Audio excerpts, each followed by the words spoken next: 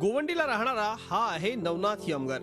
3 वर्षांपूर्वी ITI परीक्षेचं hall ticket आणण्यासाठी तो दादर बोरिवली असा प्रवास करत होता। त्यावेळी गर्दीच्या रेट्यानं तो गाडीतून बाहेर फेकला गेला। अपघातात त्याचा उजवा हात आणि पाय कापला गेला। नवनाथचं त्यावेळी वय होतं फक्त 22। नवनाथ मुंबईकरांना काय आवाहन करतोय ऐका। आपल्या जीवाची काळजी घ्या। जे चुकी माझ्याकडनं झाले, आपण प्रत्येक मुंबईत राहतो, प्रत्येकाने टायमावर पोहोचायचं असतं ऑफिसला, त्यामुळे आपण धावपळ करतो ट्रेनमध्ये। धावपळ करू नका। एक ट्रेन सुटली चालेल, 2 सुटली चालेल, 10 मिनिटं लेट जाईल, पण आपण सुरक्षित जाऊ 10 मिनिटानंतर तरी। माझ्यासारखी घाई केली तर नंतर तू काय होऊ शकत नाही। आयुष्यात एकदा गेलेली वस्तू परत भेटत नाही।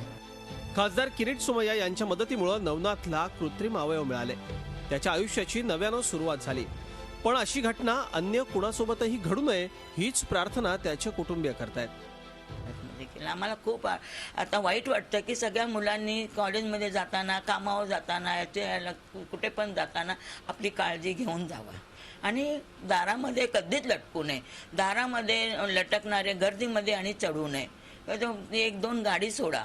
माहिती आहे कामावर जाताना, कॉलेजला जाताना उशीर होतो, पण तरी लवकर घरातून निघावं। मुंबईतली गर्दी दिवसेंदिवस वाढतीये।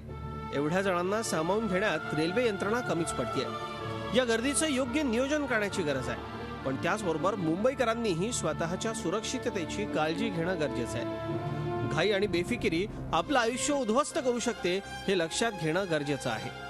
देवेंद्र कोल्हटकर, झी मीडिया, मुंबई। झी 24 तास रहा एक पाऊल पुढे।